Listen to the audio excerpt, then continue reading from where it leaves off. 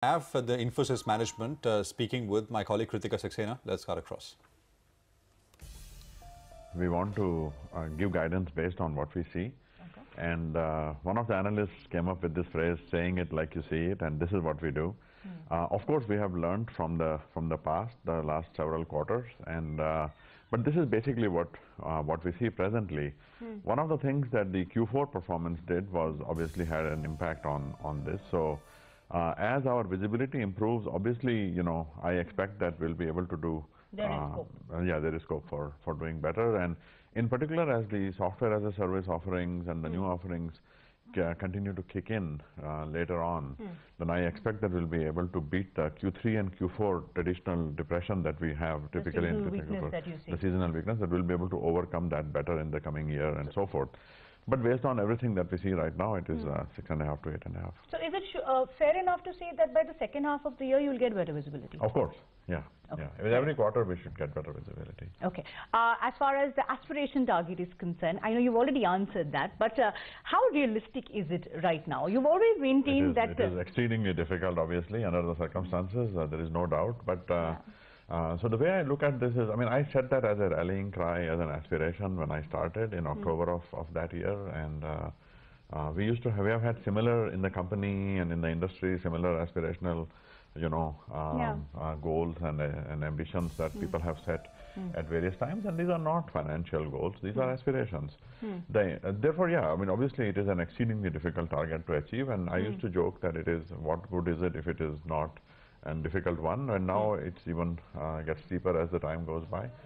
But the main point there, as I mentioned earlier, is that a strong revenue growth purposefully with strong margins and especially with higher revenue per employee. And we are making progress on all three fronts. We had a consistent focus on margin, and we improved on RP, on revenue per employee, despite the environment that we have seen. So as software becomes a bigger part of our work, as innovation becomes a bigger part of our work, these numbers will continue to improve. Okay, so but will you revise this target then? It's not a target, it is a... aspiration. Yeah. Okay. Okay, let's say sometime after 2020. But I'm sticking to 20 billion and 30% and 80,000 because that's the right way to think about our future. It puts the strategy into a nice quantitative nutshell. Okay. Realistically speaking, what are the pressure points that are there, from rupee volatility to the visa concerns to the uncertainty after Trump administration? You have been speaking to multiple lawmakers, you've been speaking to policymakers, US clients in the US BFSI space, for instance. Have clients hit the pause button? What is the issue with respect to actually seeing an increase in IT spending? I think that it is more and more focused on innovation, more and more focused on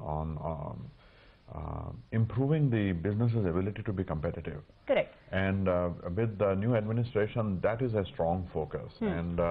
And in terms of the visa, that there is we should always be bring a lot of local talent. That is a healthy way to function anyway. Bring local talent, bring the best of global talent, and best of technology. So this over-dependence on visa is anyway a bad thing, and we have been working on, over the last 2.5 years, on ensuring that we don't have so much dependence on the visas. And now, obviously, with regulations, this becomes an even more of an imperative. So some of the investments that we will make in the course of this year are going to be about, local hiring, local delivery centers, and local training, and which is one that I'm especially proud of, is to establish local facilities to train people in the United States and so on. But is it safe to say that US clients have hit the pause button right now? No.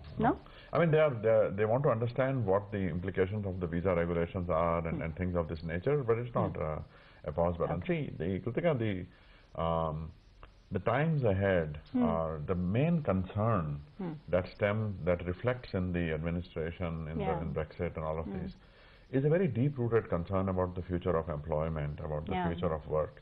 It is the same concern here in India, that 60% of Indian engineering graduates don't have jobs. It is the same concern at Infosys. These are at different scales and at different levels.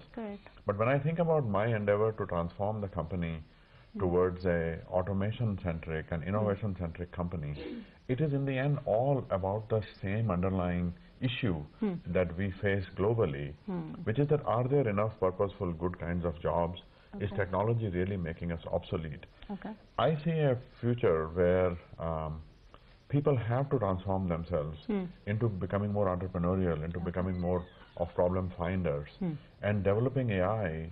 The AI technology is not falling from the skies, you know. People are building it. People can learn to build it. I studied AI when I was a student, and my PhD is in AI. We have been teaching here at a massive scale at Infosys AI, and I met the Prime Minister recently, and I mentioned the same thing to him, that we have to create a culture where millions of people become experts in these technologies, they become entrepreneurial. And I think that is an essential part of the future is about, whether it is Infosys or India or any other, or the world around us. Okay. Last question. I know it's been a distracting, difficult few months for you. What lies ahead? Mr. Venkatesan has come in on the board as co-chairman. What will his role be in terms of defining company policy, CSR policies, the role forward? And are there any more changes that we can expect in the board functioning? I have no idea, I mean, whether to expect more changes or not. You know, it has been a distracting environment, no doubt. Already between the general environment that we are operating the company in, as well as all the regulatory geopolitical aspects and so forth, it is a challenging enough situation. And then on top of it, all these distractions definitely don't help. But that's the environment in which we have to do our thing, in which we have to do our job. The board job is governance. You know, earlier somebody asked about the two chairs, and how it will work. I was thinking about, you know, Vincent van Gogh made this painting, which is called Two Chairs. But actually it is a painting of one chair, which was, it just somehow came to my mind. Anyway, joking aside, Ravi and the entire board, we have had a tremendous working relationship. The board's job is governance, and our job is to develop the strategy, to execute the strategy, to do the operations of the company. And I think there's a very clear separation. Sesh has been a tremendous mentor for me, and it has been really amazing to work with him. We have a very committed board, which works very, very hard. And so I'm looking forward to more of that. Has it affected your morale, Vishal, in any way? My morale? No. About what? Given the fact that there have been so many questions, so much... No, it's distracting, and you work to, your endeavor is to ensure that you continue to guide the company, to lead the company, and to transform the company in that environment, but it doesn't. And you know, in the last few months, there have been multiple reports, multiple speculations. So I want to take this opportunity to put that to rest once and for all. There is no plans of Vishal Sikka moving on from Infosys. You are here to stay. I am you know, I look at the faces of the Infosians around me, and the hope that they feel, as well as the aspiration, and yet the trepidation that they feel at the times ahead. And you know, the smile on their face makes it all worthwhile. Right, so that's a very positive sounding Vishal Sikka.